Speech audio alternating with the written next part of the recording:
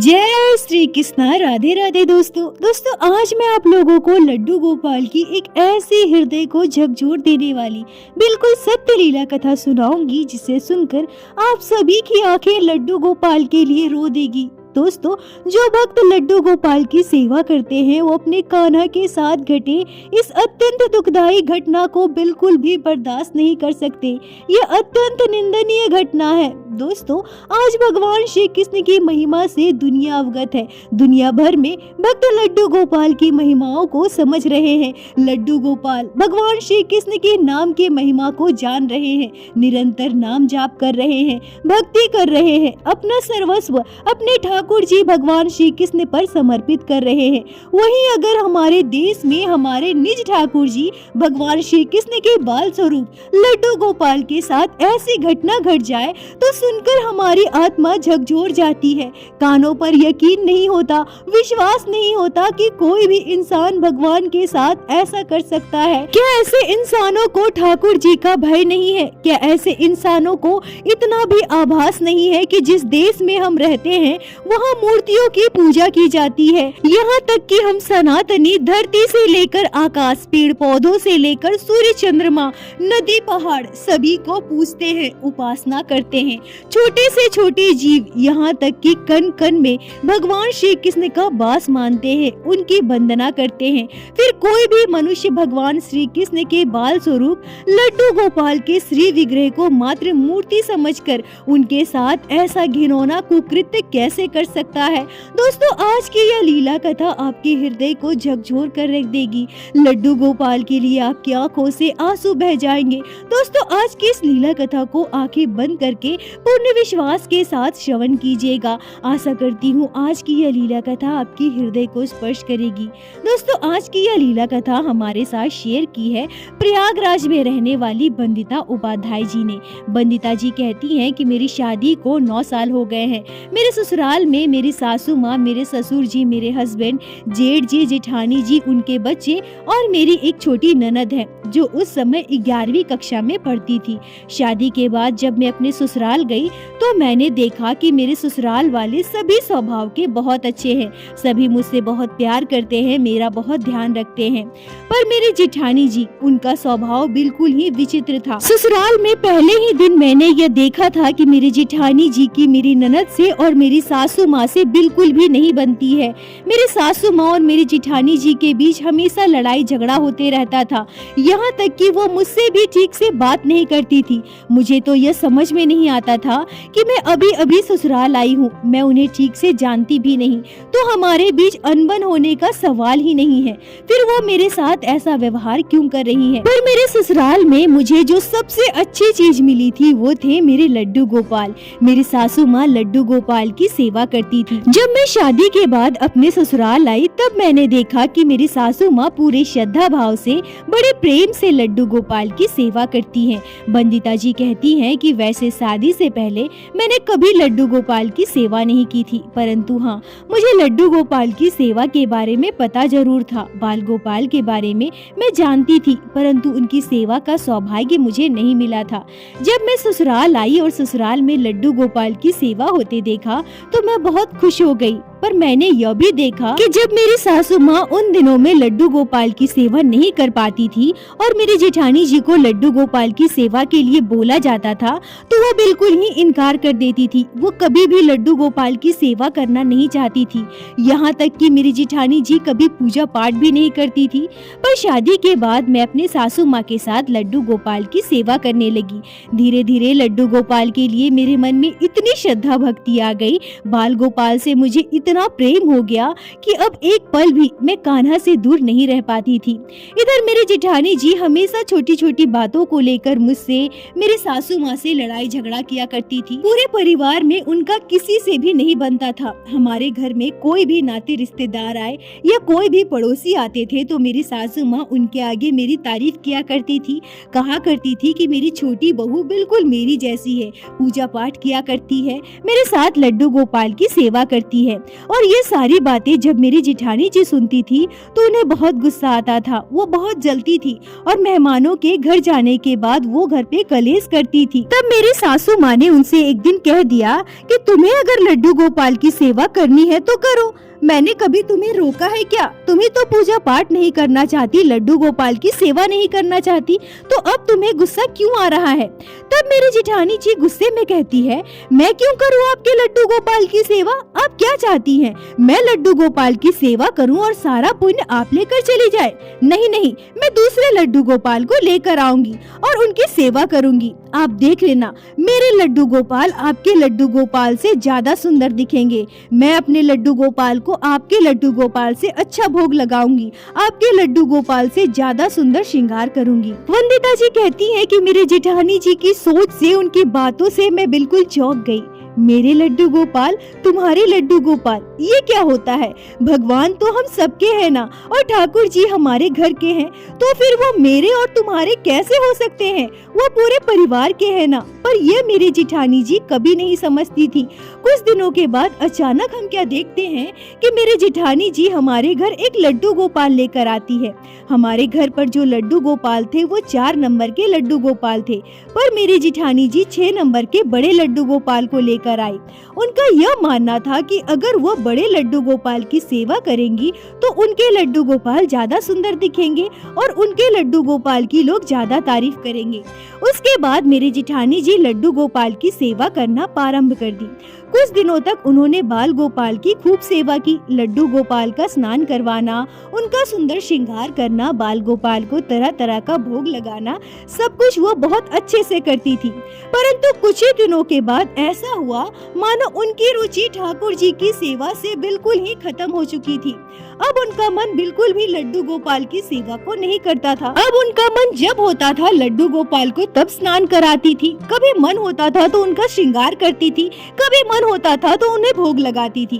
अचानक से इतना परिवर्तन! मैं और मेरी सासू माँ अब मेरी जेठानी जी को ऐसा करते देख बहुत दुखी हो गए थे। हमें बहुत बुरा लगता था। उनके लड्डू गोपाल के लिए मेरे आंखों से आंसू आ जाते थे जब मैं देखती थी कि उनके लड्डू गोपाल मंदिर में ऐसे ही बैठे हैं, ना ही उन्हें स्नान करवाया गया है, ना ही उनका श्रृंगार किया गया है, यहाँ तक कि लड्डू गोपाल को भोग भी नहीं लगाया गया है। यह सब देखकर मुझे बहुत बुरा लगता था। मैं कभी कभी अपनी जेठानी जी से बोल भी देती थी, दीदी अब ऐसा मत कीजिए, अब लड्डू गोपाल को लेकर आई हैं तो उनकी सेवा कीजिए, उन्हें भोग लगाइए, नहीं तो एक काम कीजिए, लड्डू गोपाल मुझे दे दीजिए, मैं इनकी सेवा करूंगी। मैं अपने लड्डू गोपाल की सेवा करती हूँ ना, तो साथ साथ आपके लड्डू गोपाल की भी सेवा कर दूंगी, अब परेशान मत होइए। पर ऐसे बिना भोग के, बिना सेवा के लड्डू गोपाल को बिठाकर मत रखिए। मेरी सासू माँ भी मेरी जेठानी जी से ये सारी बातें कह देती थी, पर मेरी जेठानी जी हम दोनों से लड़ने लगती थी। वो कहती थी, तुम अपने लड्डू गोपाल की सेवा करो ना, उनकी चिंता करो, मेरे लड्डू गोपाल के बारे में सोचने की कोई जरूरत नहीं है। मुझे क्या करना है, कैसे करना है, ये मैं देख लूंगी, तुम लोगों को बोलने की जरूरत नहीं है। वंदिता जी कहती हैं कि अचानक से किसी के मन में ठाकुर जी के लिए भक्ति कैसे कम हो सकती है। कोई भक्त जब लड्डू गोपाल को इतनी श्रद्धा भाव से अपने घर लेकर आते हैं, उनकी सेवा करते हैं, परंतु अचानक से ऐसा क्या हो जाता है जो वो ठाकुर जी की सेवा करना ही नहीं चाहते। ठाकुर जी के लिए उनके मन में भक्ति भाव बिल्कुल खत्म हो जाती है। ये सारी बातें सोच सोच कर मैं बहुत परेशान होती थी, क्योंकि मेरी जेठानी जी लड्डू गोपाल की सेवा ठीक से नहीं करती थी।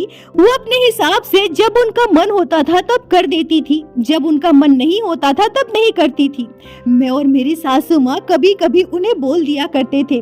जब हमसे देखकर नहीं रहा जाता था, लड्डू गोपाल को उस अवस्था में देखकर हमें बहुत दुख होता था, तो हम उन्हें बोल देते थे। हमारी बातें सुनकर मेरी जेठानी जी घर पर लड़ाई झगड़ा करने लगी थी, कलेश करने लगी थी, और यहाँ तक कि मेरी जेठानी जी अपने हस्बैंड यानी कि मेरे जेठ जी की बात भी नहीं सुनती थी। वो किसी की भी बात नहीं सुनती थी। घर पर इतना कलेश होते देख मेरे जेठ जी ने यह निर्णय लिया कि अब हम अलग हो जाएंगे। रोज रोज इतना घर पर कलेश, इतना खिचखिच, इतना लड़ाई झगड़ा हमसे बर्दाश्त नहीं हो रहा था। इसलिए हमारे जेठ जी ने हमसे अलग होने का निर्णय लिया। मतलब हमारा घर एक था, परंतु उनका खाना पीना बिल्कुल अलग हो गया, जिससे घर पर कलेश थोड़ा कम हो जाए, घर पर लड़ाई झगड़ा होना बंद हो जाए। अब कुछ दिनों में ऐसा होने कहने लगा कि जब हमारे घर कोई मेहमान आने वाले होते थे या कोई तीज त्योहार होता था, तभी लड्डू गोपाल को मेरी जेठानी जी स्नान करवाती थी, उनका श्रृंगार करती थी, उन्हें भोग लगाती थी, ताकि घर पर जो लोग आए वो उनके लड्डू गोपाल को देखे और उनकी तारीफ करे।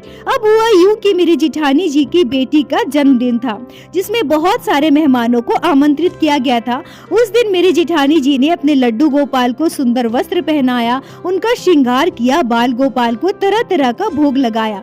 घर पर बहुत सारे मेहमान आए हुए थे और जब सब मेहमानों ने उनके लड्डू गोपाल के दर्शन किए, तब सारे मेहमान कहने लगे कि ये क्या, तुम्हारे लड्डू गोपाल तो बिल्कुल ही काले पड़ चुके हैं, तुम प्रत्येक दिन इन्हें स्नान नहीं करवाती क्या? वही सारे मेहमानों ने यह भी कहा कि तुम्हारे सासू माँ के पास जो लड्डू गोपाल है वो कितने वर्षों से विराजित है, पर आज भी वो कितने सुंदर दिखते हैं, बिल्कुल सोने की तरह चमकते हैं। पर तुम्हारे लड्डू गोपाल कैसे हो गए हैं, बिल्कुल काले पड़ गए हैं और कैसे दिख रहे हैं, बिल्कुल भी अच्छे नहीं लग रहे हैं। तुम एक काम करो, अच्छे से प्रत्येक दिन घिस घिस कर इन्हें स्नान करवाना, फिर तुम्हारे लड्डू गोपाल भी बिल्कुल सोने के जैसा चमकने लगेंगे। सबकी बातें सुनकर मेरी जेठानी जी बहुत गुस्सा हो गई। सबने जब ये कहा कि तुम्हारे सासू माँ के लड्डू गोपाल सोने की तरह चमक रहे हैं और तुम्हारे लड्डू गोपाल काले पड़ गए हैं, यह सुनकर मेरी जेठानी जी गुस्से में अंदर ही अंदर जलने लगी और सारे मेहमानों के घर चले जाने के बाद वो फिर से घर पर कलेश करने लगी। वो हमसे कहने लगी कि तुमने क्या सोचकर अपने लड्डू गोपाल का इतना सुंदर श्रृंगार करवाया है? यही सोचा था ना कि तुम्हारे लड्डू गोपाल ज्यादा सुंदर दिखेंगे।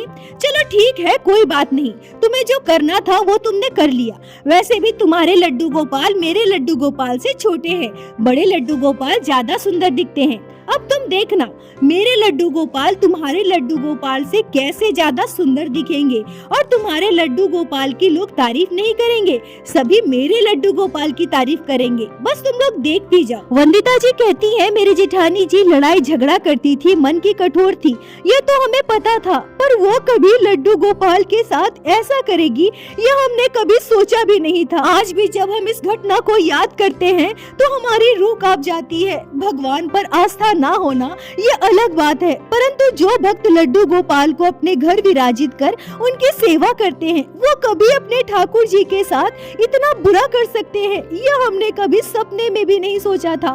वंदिता जी कहती है कि जैसा मैंने बताया, हमारा घर एक था पर हमारा खाना अलग अलग बनता था। आंगन में हमारा 2 नल लगा हुआ था। एक तरफ मेरी जेठानी जी अपने बर्तन धोती थी, कपड़े धोती थी और दूसरे तरफ हम अपने बर्तन धोते थे, कपड़े धोते थे। सुबह के 9-10 बज रहे होंगे। मेरी जेठानी जी आंगन में नल के पास बैठकर शायद कुछ बर्तन घिस रही थी। मैं और मेरी सासू माँ, मेरे ससुर जी और मेरी ननद हॉल में बैठकर हम सभी टीवी देख रहे थे। उस दिन मैंने ज्यादा ध्यान नहीं दिया। मैंने सोचा कि कोई बर्तन होगा जिसे वो घिस रही होंगी, साफ कर रही होंगी। थोड़ी देर के बाद मेरी जेठानी जी अंदर कमरे में चली गई। अगले 2-3 दिनों के बाद मैंने फिर से उन्हें ऐसा करते देखा। मैंने फिर से देखा कि वो बहुत देर तक नल के पास बैठकर किसी बर्तन को घिस रही थी। मैं हॉल में बैठकर कपड़े प्रेस कर रही थी। मैं ये तो नहीं देख पा रही थी कि वो नल के पास बैठकर क्या कर रही है, परंतु मुझे लग रहा था कि शायद वो बर्तन साफ कर रही है। तभी मेरी सासू माँ कहती है कि वो तब से बैठकर कितने बर्तन धो रही है, गैस पर खाना बनाती है, फिर भी इसके कितने बर्तन गंदे होते हैं जो तब से बैठकर उसे साफ कर रही है। मैंने अपनी सासू माँ को चुप करवाते हुए कहा, मम्मी जी चुप हो जाइए, अभी सुन लेंगी ना तो लड़ाई करेंगी। उसके बाद हमने इस बात पर ज्यादा ध्यान नहीं दिया, क्योंकि हम उनके किसी भी काम में ज्यादा रोक टोक नहीं करते थे। वो अपना खाती बनाती थी, हम अपना बनाते खाते थे, उनसे हमारा कोई लेना देना नहीं था। परंतु मैंने यह गौर किया कि हर 2-3 दिनों में मेरी जेठानी जी नल के पास बैठकर देर तक बर्तन को घिसती है, बर्तन साफ करती है। अब मुझे थोड़ा अजीब सा लगा। मैंने भी सोचा कि वो खाना तो गैस पर बनाती है, तो उनका कौन सा बर्तन इतना काला हो जाता है, इतना गंदा हो जाता है कि वो इतना देर तक बैठकर नल के पास रगड़ते रहती है। चलो जाकर देखूं क्या कि आखिर वो कर क्या रही है। अब मैं सीधे सीधे उनके पास जाकर देख तो नहीं सकती थी, न ही मैं सीधे सीधे उनके पास जाकर उनसे कुछ पूछ सकती थी। इसलिए मैं किसी काम के बहाने उधर से गुजरते हुए देखने की कोशिश करती हूँ। और जैसे ही मैंने देखा कि वो क्या कर रही है, मेरे होश उड़ गए। मुझे तो अपनी आंखों पर यकीन नहीं हो रहा था कि मेरी जेठानी जी ऐसा भी कर सकती है। मैं देखती हूँ कि मेरी जेठानी जी तार वाले नुकीले स्क्रबर पर बर्तन धोने वाला साबुन लगाकर लड्डू गोपाल को रगड़ रगड़ कर साफ कर रही हैं। यह देखते ही मेरे मुंह से चीख निकल गई। मैं जोर से चिल्ला पड़ी, दीदी आप ये क्या कर रही हैं? मेरी चीख सुनकर मेरी सासू माँ, मेरे ससुर जी और मेरे ननद दौड़कर बाहर आए और जब उन्होंने मेरी जेठानी जी को ऐसा करते देखा तो सभी के होश उड़ गए। कोई भी इंसान यह विश्वास ही नहीं कर सकता या सोच ही नहीं सकता कि मनुष्य होकर कोई ठाकुर जी के साथ इतना बड़ा अनर्थ कर सकता है। मेरी जेठानी जी खड़ी हो गई और कहने लगी, तुम पागल हो गई हो क्या? इतना जोर से क्यों चिल्ला रही हो? क्या हो गया है? क्या कर दिया मैंने? बंदिता जी कहती हैं कि हम में से किसी के मुंह से आवाज नहीं निकल रही थी। मैं अपनी सासू माँ की तरफ देखकर रो रही थी और मेरी सासू माँ मेरी ओर देखकर रो रही थी। मैं अपनी जेठानी जी से कहती हूँ, दीदी आप ये क्या कर रही हैं? लड्डू गोपाल को तार से रगड़ रही है। लाइए मुझे दीजिए लड्डू गोपाल। मेरी जेठानी जी मेरा हाथ झटक देती है और कहती है, तुम पागल हो? पहले तो इतने जोर से चिल्लाना बंद करो। ऐसा क्या हो गया है? मैंने क्या कर दिया है? मैं इन्हें साफ कर रही हूँ ना, तुम्हें दिखाई नहीं देता क्या? मेरी सासू माँ कहती है कि हम पागल नहीं हुए हैं, तुम पागल हुई हो बहू। तुम क्या कर रही हो? इसका तुम्हें होश भी है, तुम्हें ज्ञान है। तुम ठाकुर जी को खुरदरे तार से स्क्रबर से रगड़ रही हो। तुम्हें शर्म नहीं आती ऐसा करते हुए? तुम और कितना पाप करोगी? लाओ लड्डू गोपाल हमें दे दो। मेरी जेठानी जी गुस्से में कहती है, अच्छा अब आप सभी लोगों ने प्लान बनाया है मेरे लड्डू गोपाल मुझसे छीनने का।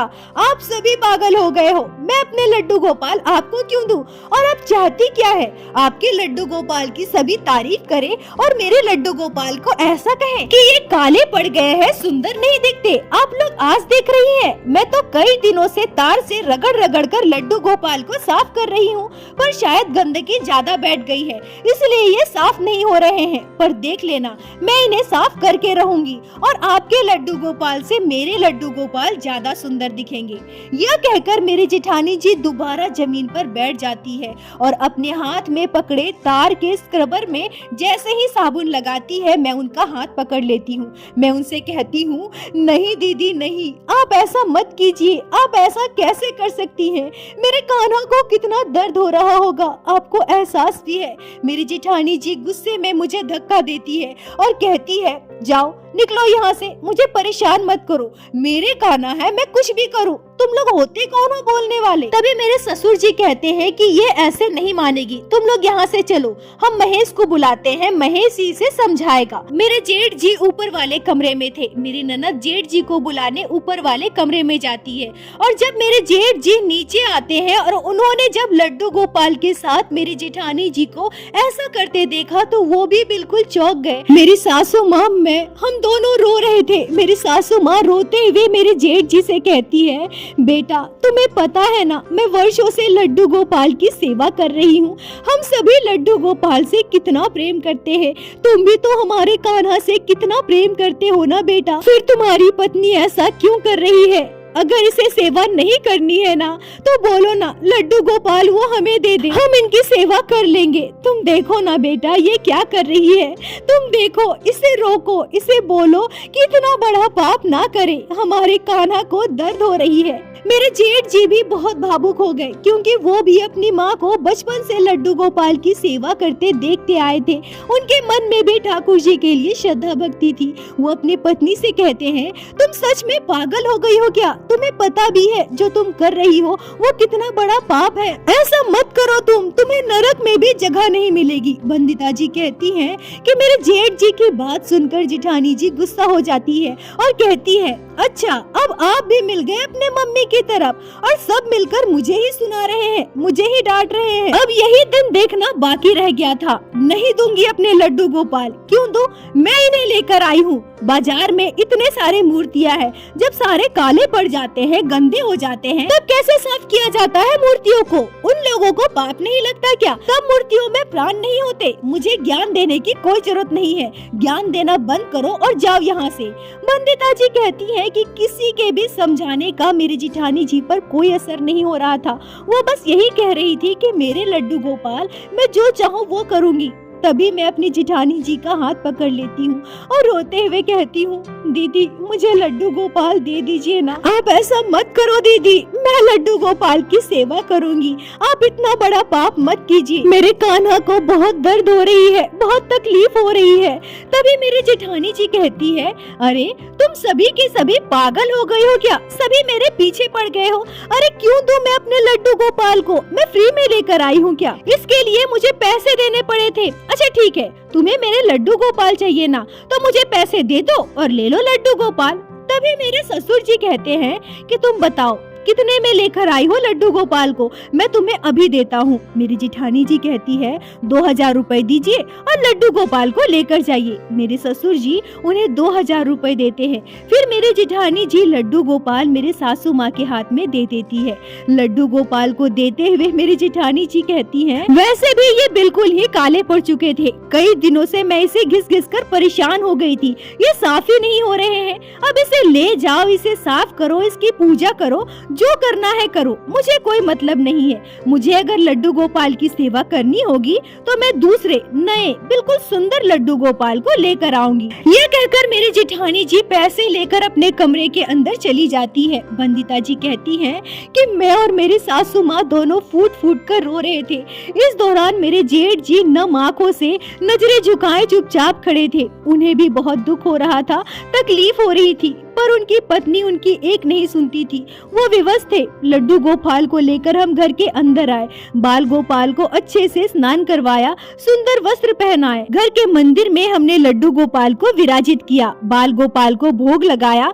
ऐसा लग रहा था मानो लड्डू गोपाल कई दिनों से भूखे हैं। लड्डू गोपाल का श्रीमुख बिल्कुल लटक गया था। बाल गोपाल को भोग लगाने के बाद हमने लड्डू गोपाल को विश्राम करने के लिए थोड़ी देर सुला दिया। इस घटना से हम सभी बहुत आहत हुए थे। बाल गोपाल की ऐसी दुर्दशा हमारे परिवार में किसी से भी सहन नहीं हो रहा था, पर अंततः ठाकुर जी हमारे पास आ गए। उनकी सेवा हमें मिल चुकी थी तो हमें बहुत सुकून महसूस हो रहा था। परंतु उसी दिन मेरी सासू माँ के साथ एक ऐसी दिल दहलाने वाली घटना घटती है जिसे सुनकर आप सभी निशब्द हो जाओगे। उसी दिन दोपहर को खाना खाने के बाद हम सभी अपने अपने कमरे में आराम कर रहे थे। लगभग 2:30-3 बजे का समय था। मेरी सासू माँ को एक आश्चर्यजनक सपना आया। मेरी सासू माँ ने एक ऐसा सपना देखा जिसके बाद उसके मुंह से चीख निकल गई। मेरी सासू माँ अपने सपने में देखती है कि एक छोटा सा बच्चा जिसके पूरे शरीर में खरोच के निशान है, पूरे शरीर में यहाँ वहाँ खून के निशान है। ऐसा लग रहा है मानो उस बच्चे के पूरे शरीर में किसी ने प्रहार किया हो, पूरा शरीर लहूलुहान। वो बच्चा मेरी सासू माँ के पास आकर खड़ा हो जाता है और मेरी सासू माँ से कहता है, मैया ओ मैया, मैया मेरा शरीर जल रहा है, मैया मेरे शरीर में ठंडा ठंडा लेप लगा देना। मैया देख ना, मैया देख कितना खून बह रहा है, मुझे बहुत पीड़ा हो रही है, बहुत जलन हो रही है। मैया मैया तू यहाँ सो रही है, उठ ना मैया उठ, मुझे बहुत दर्द हो रही है, मुझे लेप लगा दे मैया।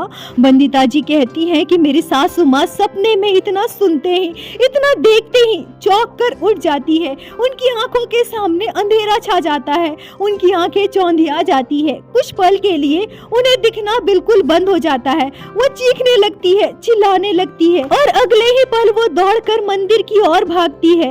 हम सभी अपने अपने कमरे से बाहर आते हैं और मेरे सासू माँ के पीछे भागते हैं। मेरे सासू माँ दौड़कर लड्डू गोपाल को गोद में उठाती है, उन्हें सीने से लगाकर खूब रोती है। मेरी सासू माँ ने जब अपने सपने की बात हम सभी से कही तो हम सभी की आंखों में आंसू आ गए। ठाकुर जी साक्षात श्री विग्रह में विराजित है और हमारे लड्डू गोपाल के साथ ऐसा किया गया, ऐसा कुकृत्य। मेरी सासू माँ लड्डू गोपाल को गोद में लिए बैठी थी और रोए जा रही थी। मैंने जल्दी से हल्दी चंदन का लेप बनाया। फिर मेरी सासू माँ ने बाल गोपाल के पूरे विग्रह में हल्दी चंदन का लेप लगाया। हमने गौर किया तार से घिसने की वजह से लड्डू गोपाल का पूरा विग्रह पर निशान पड़ चुका था। तार के लंबे लंबे घिसे हुए निशान बाल गोपाल के बिगड़े पर स्पष्ट देखे जा रहे थे।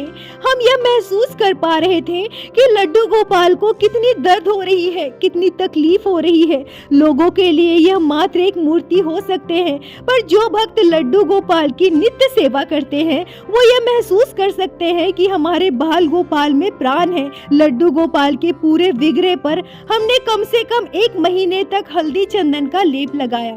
लड्डू गोपाल को हम पंखे के आगे बिठाते थे जिससे लड्डू गोपाल को ठंडक मिल सके। इस घटना के बाद मेरे जेठ जी बहुत परेशान हो गए थे। कहीं न कहीं उनके अंदर एक शर्म भी हो गई थी कि उनकी पत्नी ने ऐसा किया है। वो नहीं चाहते थे कि उनकी पत्नी की वजह से अब हमारे परिवार में कुछ भी ऐसा हो जिससे मेरी सासू माँ और ससुर जी को बुरा महसूस हो, उन्हें तकलीफ हो, उन्हें दुख हो।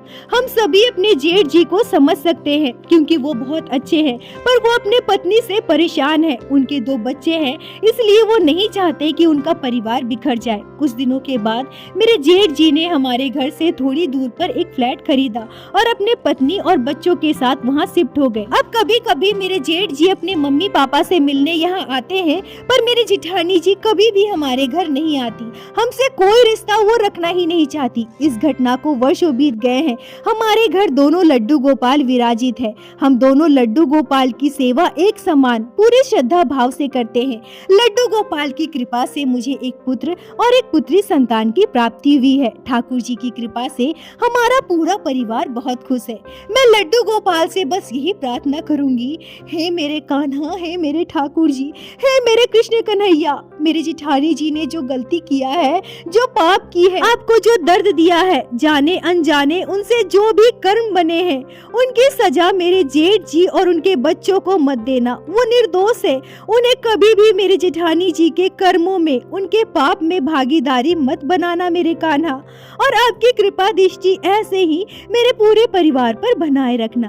वंदिता जी, आपका बहुत बहुत धन्यवाद जो आपने लड्डू गोपाल की इस हृदय विदारक घटना को हमारे साथ शेयर की, जिसे मैं हमारे चैनल के माध्यम से बाकी सारे भक्तों तक पहुंचा सकी। अपना साथ और प्यार ऐसे ही बनाए रखें। दोस्तों, प्रत्येक दिन की भांति मैं आप सभी से बस यही कहूंगी, ठाकुर जी की भक्ति कीजिए, लड्डू गोपाल की सेवा कीजिए, नाम जाप कीजिए और एक बार मेरे साथ प्रेम से कहिए, बोलो बाके बिहारी लाल की जय, लड्डू गोपाल की जय, जय जय श्री राधे।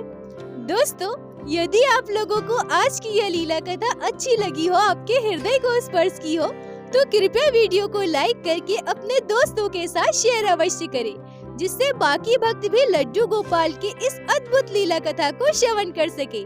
और हमारे चैनल को सब्सक्राइब करें, जिससे प्रतिदिन आप लोग हमारे चैनल पे श्री बाके बिहारी श्री लड्डू गोपाल की लीला कथा सुन सके।